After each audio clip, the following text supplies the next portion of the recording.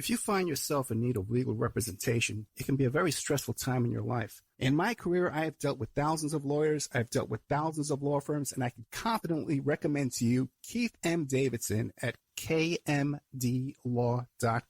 Available 24 hours, 7 days a week. Just log into kmdlaw.com. That's kmdlaw.com. Or you can call toll-free 833-4KMD-LAW. That's 833-4KMD-LAW.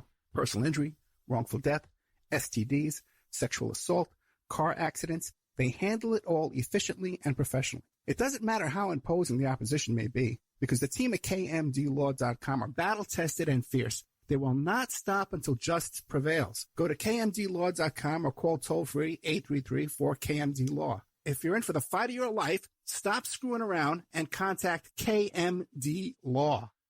Before Epstein was the Franklin cover-up. Before that, the Finders. And long before that, the Cleveland Street Scandal. Pedogate Primer is a concise intro and overview of a growing child abuse epidemic worldwide. It features shocking instances of institutionalized and organizational pedophilia throughout history. Churches, cults, the world of arts and entertainment, the government, NGOs, charities, and major corporations are all complicit or culprits in many instances. Pedogate Primer delves into material that for many may seem like the stuff of conspiracy theories. For this reason, the book draws on academic resources, declassified documents, and other reliable sources, and steers clear of conjecture. Such shocking true stories need no embellishment. Emailrevealer.com. People ask me all the time, hey Ed, are you still a private investigator? I sure am. Go to emailrevealer.com. We handle adoption investigations, infidelity investigations, where you give us your spouse's email address. We trace it back to online dating websites, catch them cheating online. Email tracing, locate or identify somebody from as little as an anonymous email address. Someone owe you money? Back child support? We can find that deadbeat, locate his hidden assets, locate his hidden bank accounts, find his current place of employment, and even assist you in obtaining a judgment and recover that judgment for you. Emailrevealer.com. Digital forensics, computer forensics, cell phone forensics, recover deleted text messages. Create a report that you can use in court. Emailrevealer.com, 800-572-9762. The Opperman Report is brought to you by Aquadam.net. You can give them a call at 707-764-2119. A flooded home is never easy to deal with. You're left with the mess to clean up, the insurance companies to deal with, and not to mention all the memories, the precious memories that are lost in the flood. You can never replace those. And Aquadam can be a tool in your arsenal to protect your home and property from the floodwaters. The cofferdam is filled with water to control water and is reusable as long as it's taken care of. It can protect your home or business from rising floodwaters like a dam, but without the beavers. It can also be used in construction. If you need an area to be dewatered, an Aquadam can do the job. An Aquadam was used at SeaWorld in Orlando for the Mako roller coaster ride during the coaster's construction by dewatering the work area. An Aquadam is now dewatering the work area at San Antonio SeaWorld for their newest roller coaster ride. An Aquadam has been used in many construction projects all around the U.S. and all around the world. Now give Aquadam a call, 707-764-2119. You can look them up online at aquadam.net. You can find them on Facebook at Aquadam Inc. You call them up, you email them, you tell them Ed Opperman sent you, and they're going to take 10% off the price. Aquadam.net, 707-764-2119. It's the Opperman Report. Join digital forensic investigator and PI Ed Opperman for an in-depth discussion of conspiracy theories, strategy of New World Order resistance, high-profile court cases in the news, and interviews with expert guests and authors on these topics and more. It's the Opperman Report. And now, here is investigator Ed Opperman.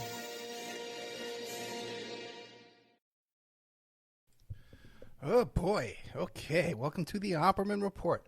I have never in my life had my cables and wires so tangled up, my headphones so tangled up so close to airtime before tonight. Okay, but welcome to the show. I'm your host, private investigator Ed Opperman. You can find me at Opperman Investigations and Digital Forensic Consulting. You can go to my website, emailrevealer.com. You can email me at oppermaninvestigations@gmail.com. You can go to my website, oppermanreport.com. Lots of ways to find me. All the stalkers have no problem finding me. I don't have no problem finding me. So you should have no problem finding me either. It should be simple. It should be simple for the nice people and difficult for the crazy people. You'd think, right? If you like our show, be sure and check out Patreon. Oh, we got a little beef this week. Oh, what a mess. What a mess. I had two guests on this week that I recorded with. One is Steven Snyder, Vice Up from the Farm podcast. You know, great show, by the way. Great stuff about this axe murder that took place against Frank Lloyd Wright's girlfriend and kid. So incredible. And it connects with Zodiac, all kinds of stuff, man. It really gets out there. We really connected a bunch of dots. Jeffrey Dahmer is brought up. The Son of Sam hit piece on Netflix there. We got into that a little bit. A little bit of everything. Great content. The audio, and I know we're going to have complaints about the audio, but listen, guys, trust me, I'm on like 8 radio stations, professional radio stations that broadcast all around the country, and they all have audio engineers. We've all taken a look at this. You don't understand the depths of what's going on here. You just clearly don't. Okay, or you gotta check it out. Trust me, I just bought like good $6,000 worth of brand new equipment since I moved here. So there's issues beyond our control. If you can't understand that, go watch some nonsense. You know, a guy with a great voice was repeating stuff I talked about 10 years ago. Anyway, what was I talking about? Mr. Steven Snyder. I was going to play him tonight, but then I promised someone else I was going to play her show. It's a good show, too. And also, too, I got Jeff Young. Now, both Steven Snyder and Jeff Young have important events tomorrow that we need to promote. Now, Steven Snyder, Vice Up from the Farm, I'll put him in Patreon tomorrow, and I'll put it in like a very low tier. And he's going to be, I think it's tomorrow, at Strange Realities Con in Nashville. And I'm pretty sure it's the 14th. As a matter of fact, I'll have the notes right in front of me. I'm sitting in the dark, but I'll have the notes here right in front of me. The Strange Reality Podcast. Is this him? Is this up? Yeah.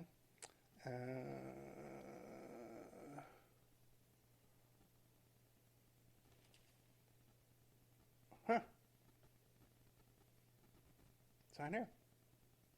I mentioned it a bunch of times on the show. I think it's the 14th. Yeah, October 14th. It is October 14th. And it's in Nashville, and it's the Strange Realities Con. So you just Google that, Strange Realities Con. It's tomorrow. Steven Snyder from Vice Up is going to be, the Vice Up from the Farm is going to be there presenting this fascinating story that he tells on my show that will be in Patreon tomorrow at the latest. Okay? So I apologize to Steven Snyder for that. But we had some issues with that, too. We had to send it out to get the audio enhanced and stuff. It was a big issue with that one there. Now, the next person who, by the way, too, so you can go to our Patreon. You'll find that tomorrow. Tonight, if you go to Patreon, I put up, along with the usual shows and the exclusive content that we put up, all the ad-free content that we put up, all the old stuff from the members section we put up there. But I also have an unpublished article about Craig Spence from Franklin Cover-Up. It's about a 7 or 8 page article. There's pictures for people who need pictures to read an article. Okay. And that's there in Patreon too, so you can go there and find that. I also am taped with Jeff Young. Now, see, and that's the problem. See, I need to play Jeff Young tonight because tomorrow Jeff Young is running for Congress and congressional district. Jeff Young, take two. Jeff Young is running for Congress in Congressional District 2. No, in CD6 in Kentucky. I'm thinking of Amy Villela, who was always running Congressional District 2. But Jeff Young is running for Congress in Congressional District 6 in Kentucky. And tomorrow he has a TV appearance on educational TV over there in Kentucky where he's being interviewed by, I think her name is Shaw. So I have to play that tonight to promote that, okay? Because that'll be tomorrow. But don't forget, Steven Snyder will be at the Strange Realities Con in Nashville. You can still get your tickets. You can still drive over there in Nashville, hop on a plane, hijack a plane if you have to get down there to watch Steven Snyder. Always brings great content to the show. So that's the problem. We had to get those things out there, okay? By the way, you can always find our archives for free at Spreaker.com. And there's a chat room. I do a live show, which I'm doing right now on October 14th. Can you believe it's October 14th already? My God. 2022. And it's a chat room. You get an email notification when I put up new content. And also, I do a live show exclusive to, Spreaker.com every Friday night with content there to keep you updated on what I'm doing, what's going on, which is what I'm doing for you right this minute. Okay. Then tonight we have a fascinating show about the DC Sniper. And my guest for that, soon-to-be podcaster, okay, Katie Flourish, Florsh. You can find her on Twitter at Mildred_Flourish, Florsh. You notice everywhere you go, everybody's got a name. Good old Steven Snyder's got 10 names. Ed Opperman has one name, Ed Opperman. Then I got a radio show. It's called Opperman. What am I doing? I'm reporting Opperman. Keep it simple. Keep it simple, man. There's a lot of people who don't like this complications of these goofy names. But anyway, Katie Flourish, as in Florsheim shoes. Katie Flourish. I think she's the heir to the Florsheim fortune. Try saying that, Florsheim fortune. Katie Flourish. Fascinating, doing incredible research into the DC Sniper. So we have a lot of new content, a lot of stuff, like connections to the FBI. Of these characters, Muhammad and Malvo. I spoke a little bit about during the show, but I don't like to interrupt the guests too much. I like to let them go. And what happens during the DC Sniper extravaganza, a friend of ours worked, I think it was the Holiday Inn where Malvo had stayed and Muhammad had stayed. And that fellow, Hank Asher, who was friends with John Walsh, he used to be a cocaine smuggler. Then he went into the whole business of databases and selling database information to private investigators. And I met him one time in my life at the PI convention in 2003 in Las Vegas when he and John Walsh came in off a private jet, just total rock stars, poured out of a limo onto the stage, at the same time talking there. And then later on I found out that Hank Asher, too, was involved in the scam to steal the Florida election in 2000 from Al Gore. And what they had done was Choice Point, and Hank Asher's company was called TLO. And no, he had a company called IRB at the time. Instant Research, something like that. Or it might have been IBR Research, it might have been called. Anyway, and it had the cheapest database searches that you had. Like you could get like a locate for $1, which is a great bargain. Everybody loved it because he was putting all his competition out of business. And what he did was IRB created another company, something like called XTC, TXY, some BS name, in partnership with Choice Point, which is another big database company. And it's a little more broader. It also caters to private citizens, non-licensed professionals and stuff, civilians. And and the purpose of this company they created was just to scrub the Florida voter rolls of people that they claimed had some kind of felony records. And they were able to scrub all these people that were Democratic voters out there by taking every combination of names and birth dates and stuff like that and making it appear that more people had felony records than they had. Then right after that, Choice Point got a $1 billion contract from George W. Bush to create a database, a DNA database of 9/11 crash victims. I don't know what Hank Asher got from that deal, but he must have got something. If Choice Point got such a payoff, he got something. Or maybe got out of something. A fellow here who was an admitted cocaine smuggler at one point of his life, and then they just let him run database companies. I guess they let me do the same thing. Right? I don't have the kind of connections they did. His best buddies with John Walsh. We had Megan Walsh on the show here. We talked about that whole story. So Hank Ash is the one who created a special database to locate these DC snipers and their combination of their names, Muhammad and Malvo and Williams and all these different names. And the FBI showed up at my friend's Holiday Inn, and they sat there and they went through all the names, she searched all the names, sat there going through all the names are they, I guess, at this hotel. And it turns out at one time they were, just recently. And it turns out, we found out later on that woman who did that, was involved in torturing her nephew. Her sister tortured her son. It was a horrific case. And she made her and her mother made all kind of excuses and covered up and all kind of stuff with this poor little torture, this little kid. Of course, we weren't friends with her after that. But just what a crazy small world it is. So great interview there with one of my favorite interviews in a long time with Katie Flourish. So check that out tonight. That'll be playing tonight at right after this. We'll play that right after this, and then we'll play Jeff Young running for Congress at 10 p.m. if I can stay up that late, because I'm very tired these days. As usual, the most important things going on in my life I cannot talk about, which really sucks. I would just love to tell you everything that goes on, but things have just changed so much when we first just had a little intimate show, and now we're just broadcasting all over the freaking place and attracting so much negative attention.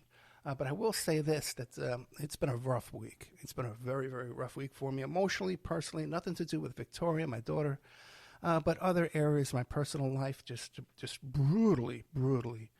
Like one night, we're just on the phone crying all night long with someone very dear to me. Back in Vegas. So just horrible. Which you can still hear it in my voice. I've lost my voice and my eyes still hurt. This was such a devastating blow. But, we're getting through that, and I have a lot of great opportunities coming up, too, a lot of new advancements that I'm working on here to get things a little bit more organized and have a little bit more help here running the company and the business and the radio show. So keep an eye out for big things. As a matter of fact, this could be the biggest turning point we've ever had. So let's keep that, the focus on that, and hope that we do have that. Now, one of the things I've been watching all week here, is this sovereign citizen character. Let me pull up these notes, because I can't stop watching this trial. It's just incredibly fascinating. The fellow is named Darrell Brooks, and he's from Waukesha City, Wisconsin. Okay? Now, what happened was... He's an interesting character, and he appears to be this kind of guy who gets into a relationship with a woman, and he's very controlling verbally, very verbally controlling, like constantly in her head trying to manipulate her and control her. Because he had this woman, they had a 15-year-old son together, and she's living in a homeless shelter, I guess, with the son, and he has a car. I don't know what he does for a living. But it turns out he finds out that she's drinking vodka in a park, and he's afraid she's going to get kicked out of the homeless shelter. So he goes to this park in Waukesha, Wisconsin, and he confronts her in the park. They get into a dispute. She tries to leave. He tries to run her over with his car, is what she claims. Then he goes on. He gets into another traffic dispute. He's trying to enter into a gas station to put gas into his car. And he gets into a road rage incident with another driver because he's trying to enter through the exit, and the guy's leaving and saying, "Hey, you got to move. I'm leaving. I'm going the right way." And he said, "Well, why didn't you move?" It's because I'm going the right way and you're going the wrong way. Okay, that's why I didn't move. So he gets into a dispute with him. Then suddenly there's another incident, a third incident, where he turns down, I guess it's still in this road rage from having this fight with his girlfriend. And he drives over some fallen barricades. Those police barricades, like sawhorses, that they have. And they had, according to these barricades were lying down, okay? And according to the police, they were getting blown over by the wind, so they laid them down. And somehow, but this was still going to prevent cars from coming down this road. But somehow, Mr. Darrell Brooks makes it beyond those barricades and winds up mowing down, crashing into paraders. And horrifically, it's the dancing grannies are some ones that he crashes into, and also some little children. Many little children were injured. There were several deaths of grannies and children. Horrific situation is somehow he's able to flee the scene and crash the car again in somebody's driveway and make his way out of the car to his escape.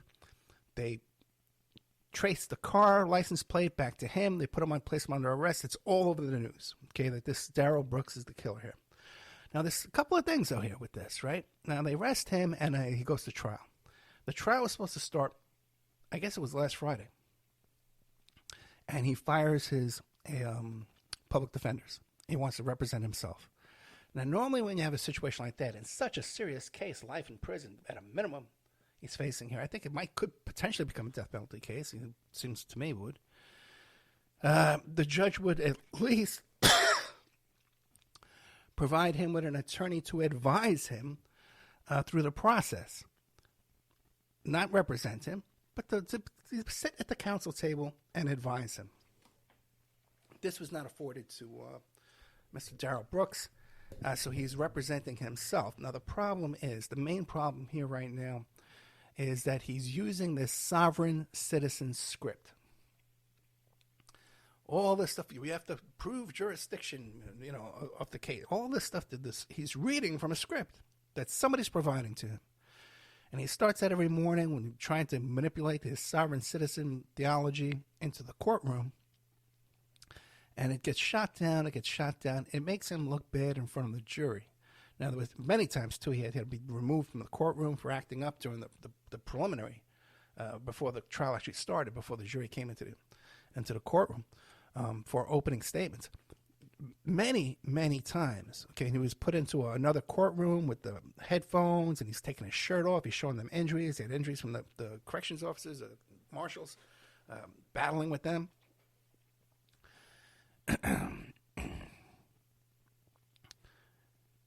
And he has this bizarre relationship with this female judge.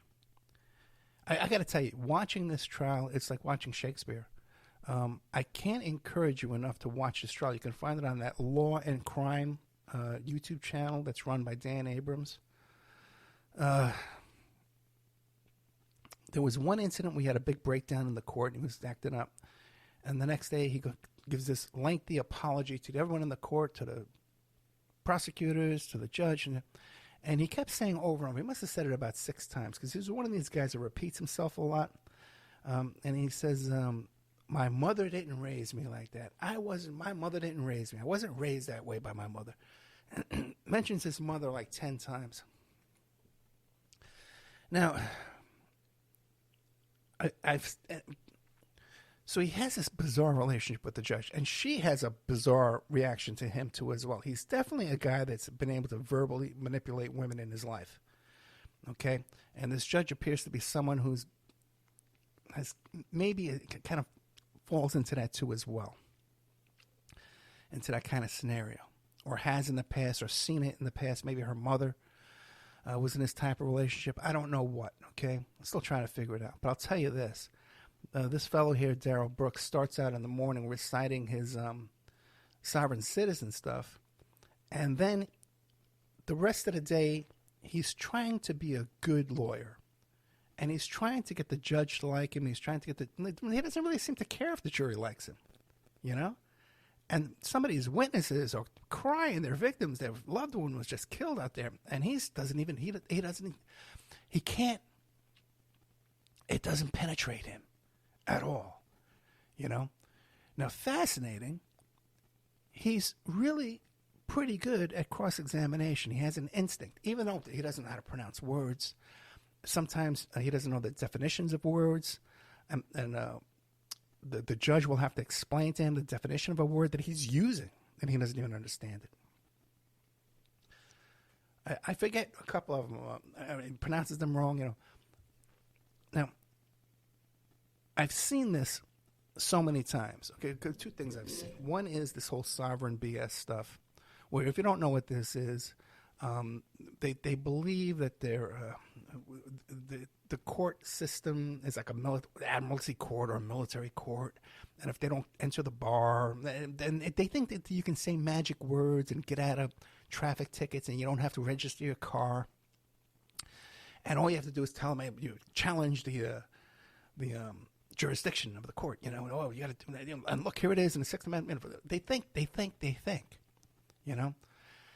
And I've sat in many, many arraignments, thousands of them at this point in my life, right?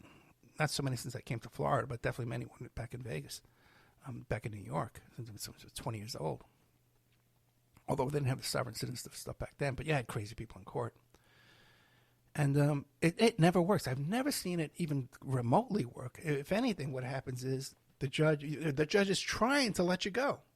I talked about this before. I remember a case in Vegas where this guy was eating with a steak knife in Sunset Park, had some kind of contact with the police. Next thing you know, he's under arrest for this knife because he sets up, an illegal knife at a park. And the judge is trying to let him go. And the judge is saying, well, listen, if you plead guilty, you can walk out right now. Okay, if you can plead no contest, you can walk out right now. If you plead not guilty, you're going back into holding. I can get you out. I'm willing to provide you with an attorney right now. You can talk to her. Oh, and this guy's going, every time I've ever talked to an attorney, there's been no help. Oh, you're going to put me in jail no matter what I say. No, it's not going to work. It's going on and on and on and on. And finally, the judge says, I have no choice. You're pleading not guilty. You got to go back to jail. You're not going to have another hearing for a month. We're not going to let you out right now. But the guy just can't function.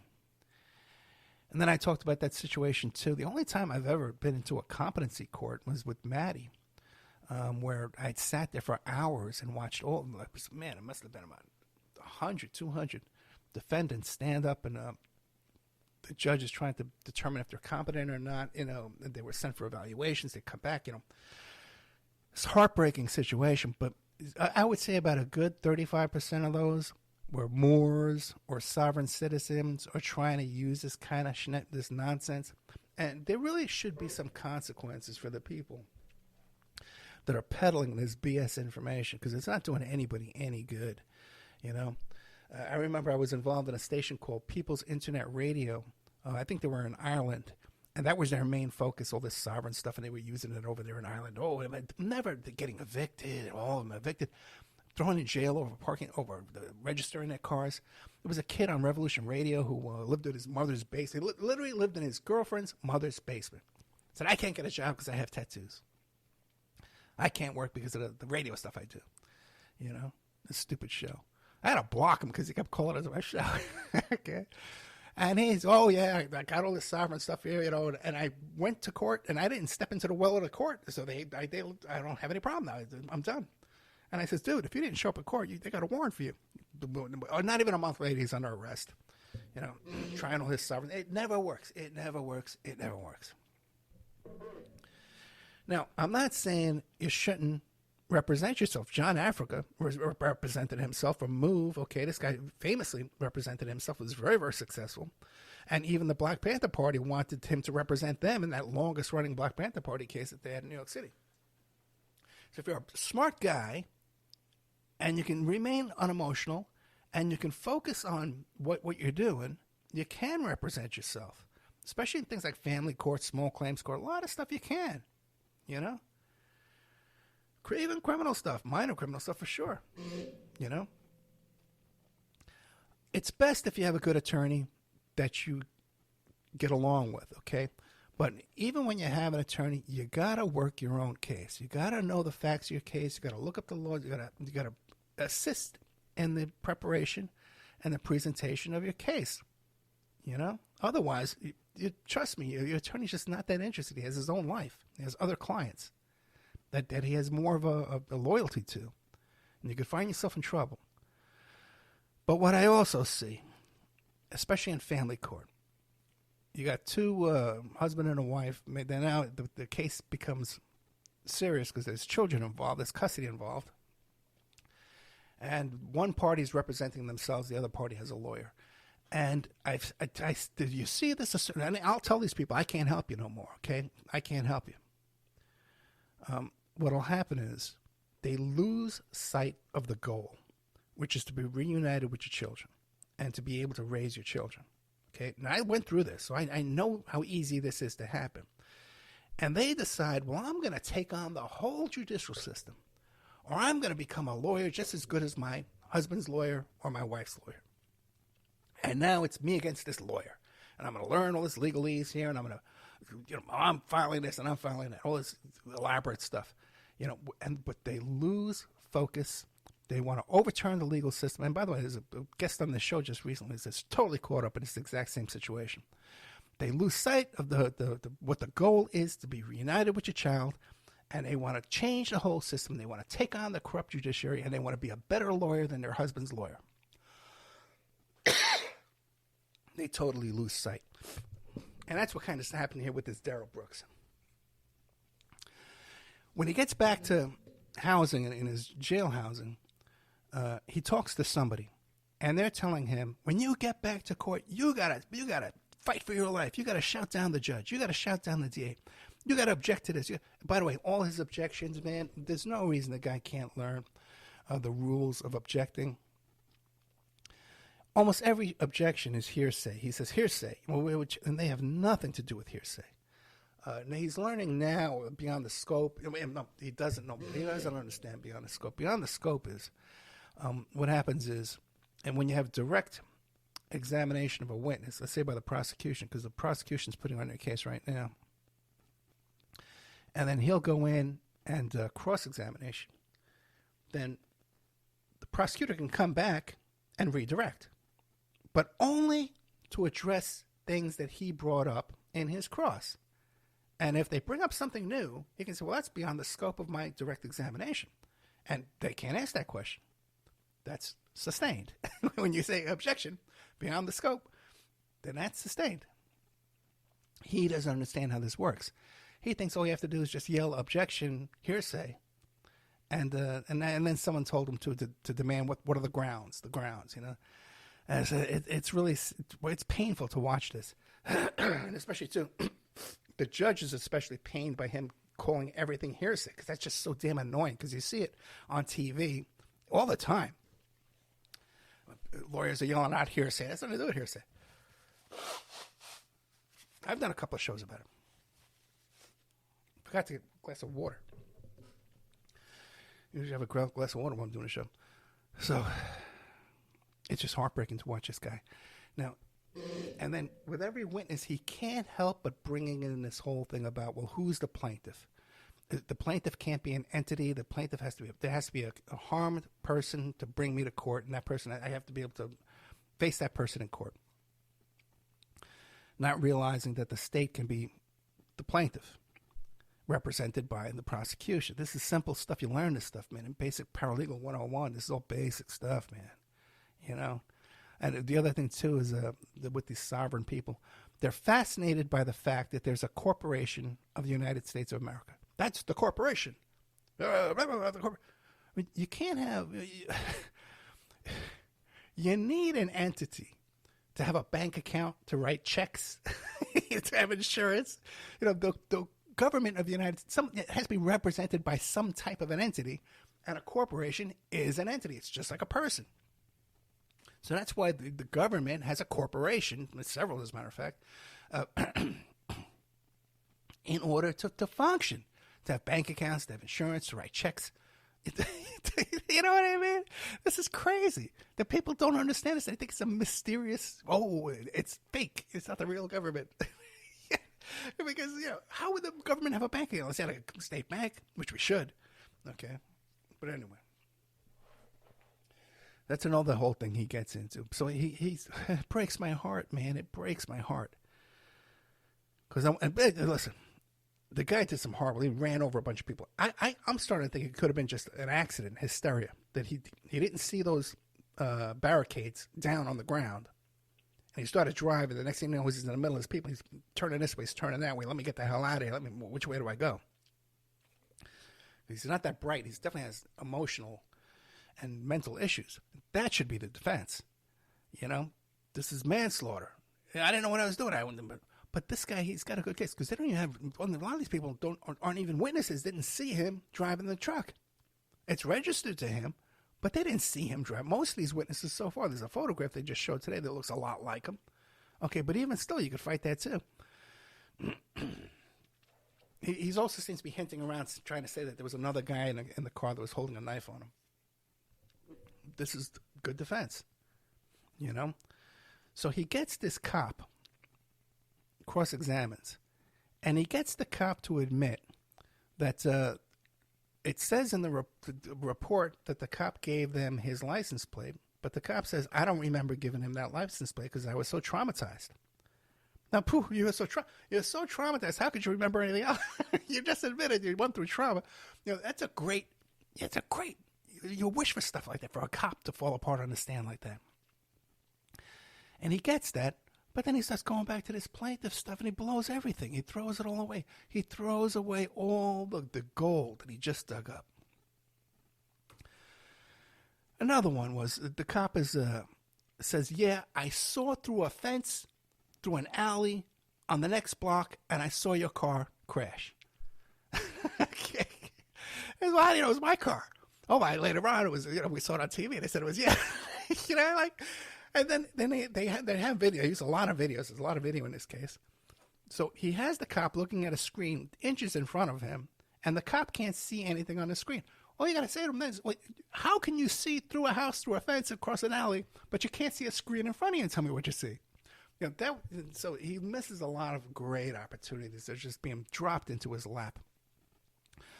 And then also, too, and this is such a serious case, man, and he's just throwing it away with this sovereign citizen stuff.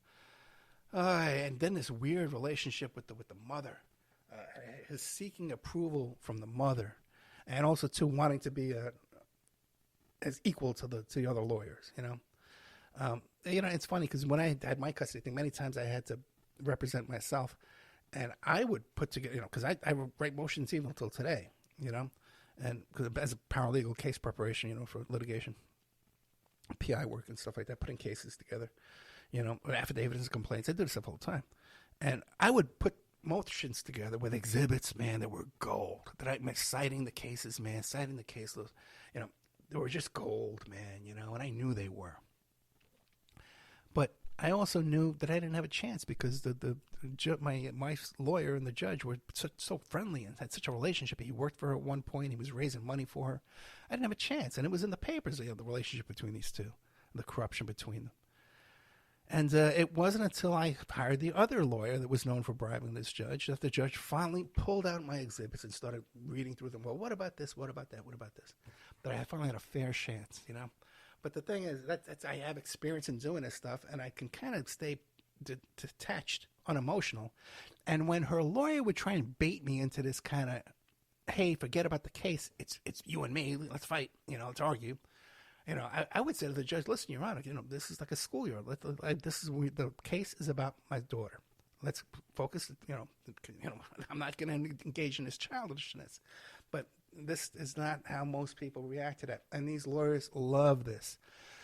They love for your attention to be on them instead of litigating the case. It's very difficult to represent yourself in court. It's very difficult. If you are, please don't believe that there's magic words in the sovereign, free man, Moore's philosophy or theories, man. All this stuff has been debunked. It's all been thrown out. It doesn't work. It does not work. Okay? And what are the goals anyway? It seems like the only goals for these things is to not pay your bills and to not register your car, or, God forbid, you're in some jackpot here and you think you're going to get out of jail free without addressing the facts of the case by addressing the jurisdiction, all this nonsense. Just not going to work. Now, I want to talk about a couple other things, but I do want to issue a trigger warning to the audience. Not to the entire audience, but there is a small portion of the audience that's they're gullible people, and well, what happens, I've investigated a lot of cases where the client has been taken advantage of in a romance scam or by a con man. And even after you present the facts to them and that, hey, you're being taken advantage of here, they love their abuser. They love the con man. They somehow think that if I keep giving this con man more money, or if I keep giving this romance scam more love and more money, that then I got them. You know? And they just reel him in like a fish, like a dumb little fish. So if you've ever been that type of person, you're kind of like a gullible person, like you're like a sucker, you know, and you believe that a con man cares about you and has any kind of interest in your benefit and doesn't just want to bleed you dry and rip you off and take advantage of you and laugh at you behind your back. If you're that type of person, please, you're about to be triggered. Okay, so I'm trying to put a warning out here. Now the trigger, okay, I'm gonna kind of help you out here. Okay, the first letter of this trigger word is T. Okay, and the second letter is R. Okay, then there's a U. Now, and also too, I know as soon as you hear it, I know you're like, Ed hates Mr. Con Man, and that's all he ever talks about is Mr. Con Man. That's it, because he only makes up all these lies because he just hates Mr. Con Man, and that's all he ever talks about. Okay, I just talked for 41 minutes before and I'm warning you, you're about to be triggered. So if you think you'll be triggered by hearing some facts about the news this week that involves your hero, your romance daddy, okay, then you should tune away, okay, for your own benefit before you get triggered into hysteria, okay? We had the January 6th hearings this week, right? And here's what and the last hearing I saw, I believe, was kind of a dud. In fact, I was more interested in watching this parade car crash trial than I was the January 6th hearing, and I'm deep into that. A lot of people are. At the beginning of the hearing, these opening statements were just so dull and boring, you could never really dig into it, especially after watching this live drama with, pure emotions in this real trial. Liz Cheney, who's no hero of mine, by the way. No one with the name Cheney could ever be a hero of mine. But she did say that they are going to be making some criminal referrals, and she uses it in the plural, which means that they're going to make a recommendation to the Department of Justice to make arrests, okay? And it's not just they're going to pick up the phone and call the police. Okay, they're going to lay out the case, okay? Now, when a judge makes a criminal referral, or a DA makes a criminal referral, or a law enforcement officer, or even when I make a criminal referral, when I lay out a criminal affidavit and complaint, and I says, okay, this is what happened on such and such a date, and I created this email address, I contacted this person, I found them doing this crime, it violates statute, RS and NRS 128, and by his actions, he violated, I swear under oath, blah, blah, blah, right? And I send that to the DA's office. You don't send that to the cops. You send it straight to the DA's office. You refer a case for a criminal referral. So when there's going to be an indictment, okay? But the thing is, it appears to be such a limp-wristed, especially the way this thing is petering out toward the end here, this last hearing before November. They say there's going to be a criminal referral, and they talk about Trump's complicity in all this, not making any effort to bring in law enforcement or National Guard to quell down this, put down these rioters and these looters. And, by the way, too, and another thing that always fascinates me, too, because, I was in D.C. that week as the National Guard was coming in and as the looters and the rioters were making their hasty getaway. And I would actually run into them at the rest stops on the way down, It was a little creepy, because they were staging at these rest stops, right down in the open. And it would kind of like point at me and say, oh, yeah, he's a patriot, because I guess because I was an old white guy, they would think I'm one of them, but it was very awkward and uncomfortable. And I saw the National Guard coming in staging, at the Lincoln Monument, because you got to pass these places when you're heading out of town. And when I was there in town, I stopped into one of the liquor stores, for a little potato juice. And it was all boarded up. And I says, oh, what's going on? He goes, yeah. He goes, the January 6th, they came in here and they looted the whole joint. So you don't hear about them looting. You hear about Black Lives Matter, looting and rioting, But these guys looted and rioted too. I also went to a gas station and he told me about how they stole their ATM machine. For some reason, the media doesn't tell you about that, okay? And this January 6th hearing is not telling you about the complicity of people like Liebengood and his dad and Manafort. None of them are being mentioned at all, but they did mention a lot: Stone, Proud Boys, Oath Keepers, and Trump. So the criminal referral, I think, will be against them. Other than that, what did we really see? Some video of Pelosi and Schumer, calling up the vice president saying, hey, we need help. Schumer called my office when I was selling the beepers. And when we went out of business, he called up to complain about a constituent's beeper bill. Okay, so, I wasn't impressed with him then. I'm not impressed with him now.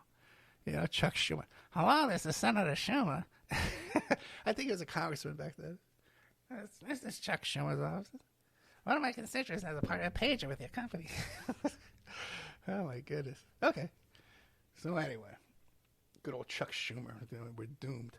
So that's my take on the January 6th. I've spent 4 minutes on that, okay? All of you triggered little boys who say that I talk about nothing but your hero, Mr. Trump, your little daddy, Mr. Trump. He's going to save you. You guys, you're going to win.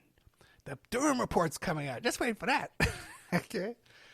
Oh, man. Now, all this going on, what is lurking underneath the surface that we don't hear a damn thing about? Kevin Spacey. There's a civil litigation against Kevin Spacey right now. Did you know that? This fellow who was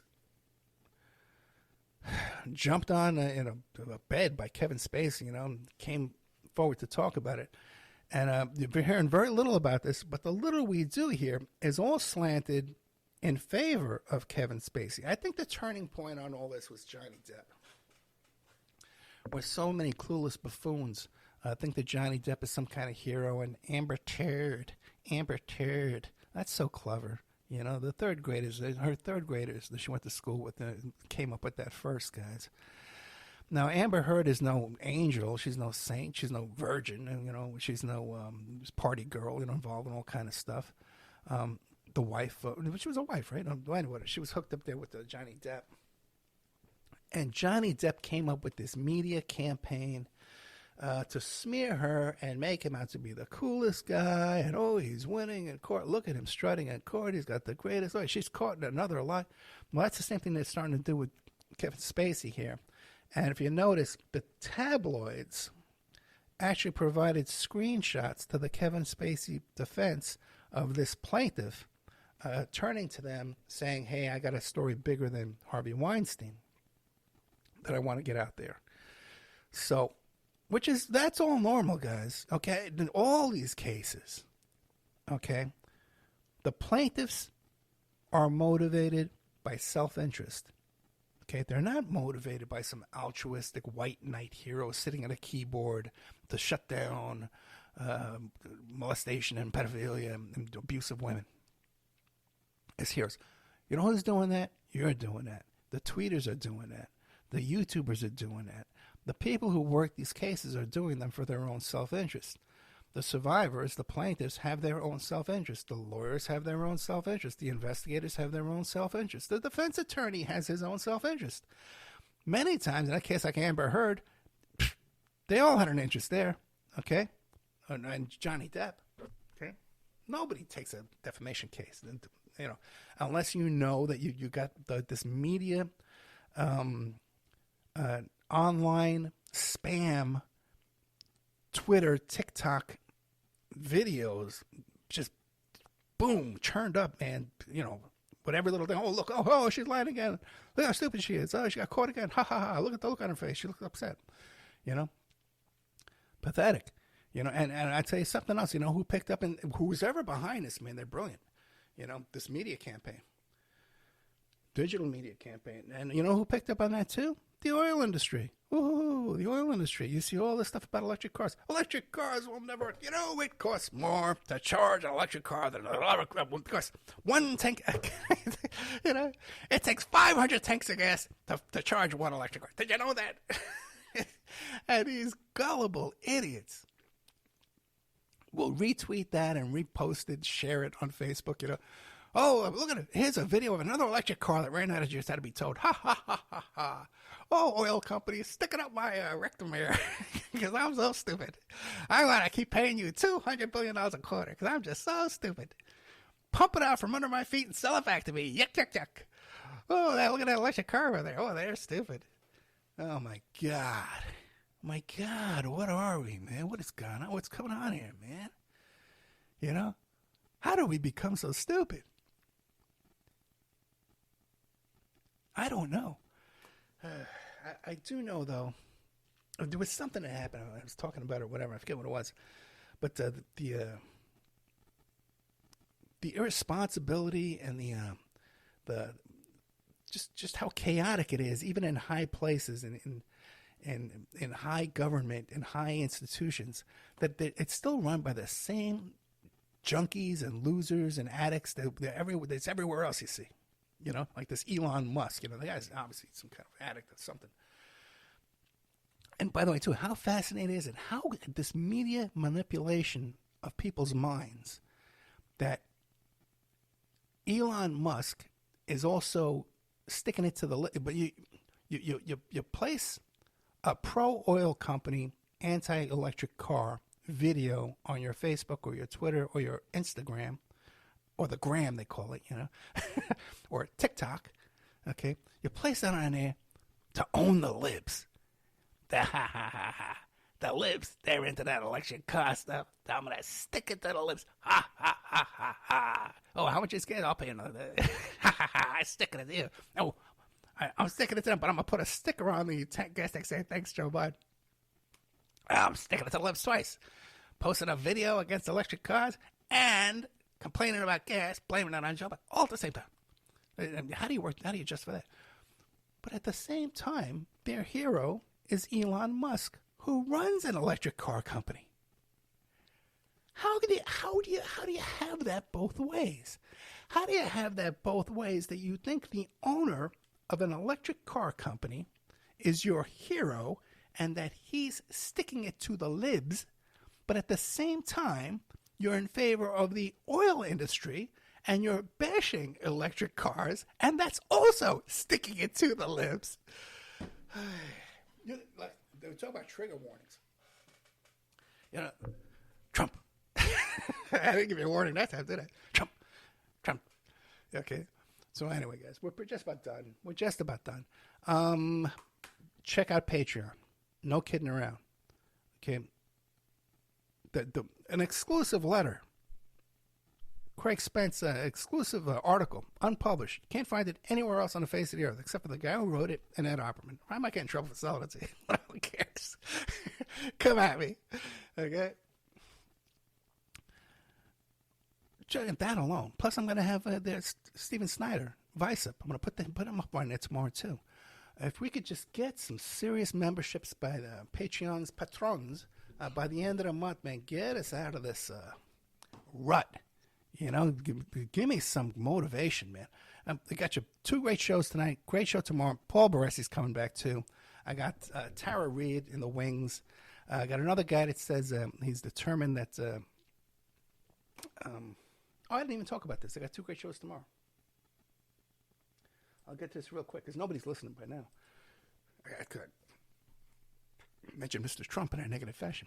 False Memories, The Deception That Silenced Millions by Lynn Crook. That's tomorrow. It's about the False Memory Syndrome Foundation and her battle with them. She talks about how they file lawsuits and harass people. Gee, I wonder what it feels like to have lawsuits and harassment. But anyway, so she talks about that. And then we got this horrific case once again. Let me see if I can pull this up. I'll go over time to get this to you because it's so important. Hey. Marissa Barrera talking about the death of her brother. I think his name is Michael Barrera.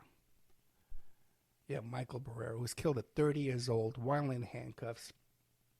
Tased, suffocated, and killed by Woodland police officers. Another horrific police killing of an unarmed man, this time handcuffed. Almost every time, but for the murder by police, the person murdered by police would not even be arrested, and most certainly not convicted for what they're arrested for. Most of these people kind of come into contact with police for an issue that is unarrestable, they cannot be arrested for, and they wind up dead. And then people try and make excuses for the cop.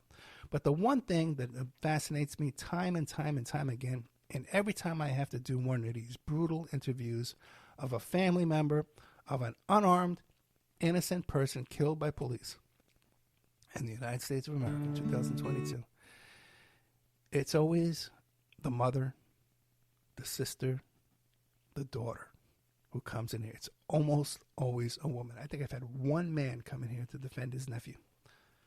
You know, there's something about the strength of these women, the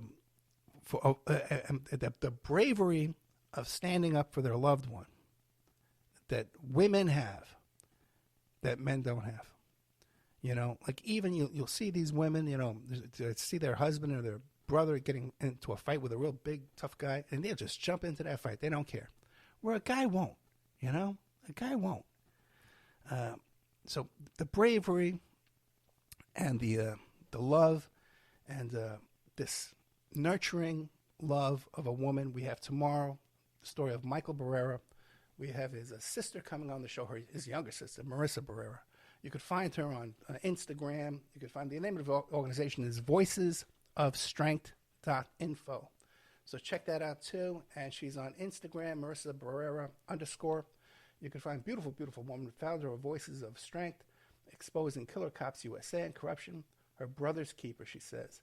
And you can find her all over the place. I can't even, there's so many things. YouTube she's on, Facebook. You can connect with all her places there on her LinkedIn. Link tree that they have.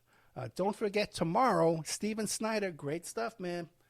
Strange Realities Con in Nashville. You can still hop on a freight train like the old hobos and make your way down to Nashville and buy. You can probably sneak in. You know, tell them Opperman sent you.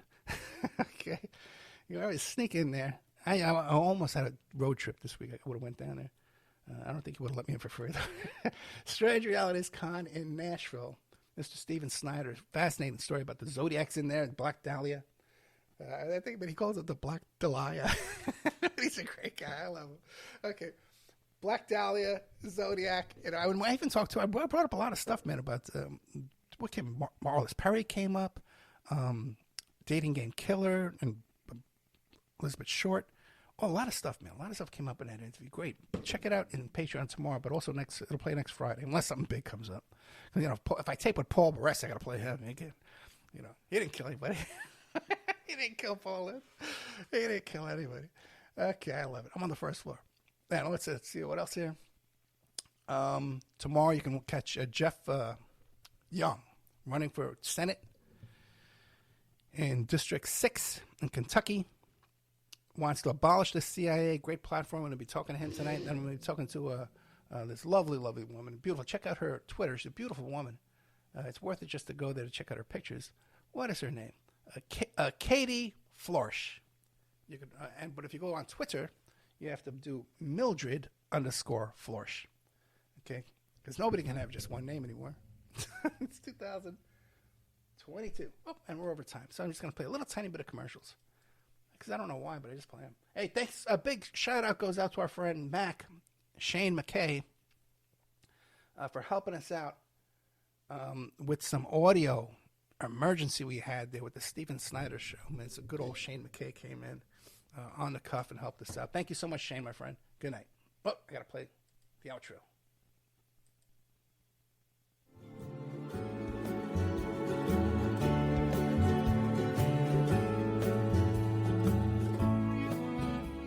And now a word from our sponsors.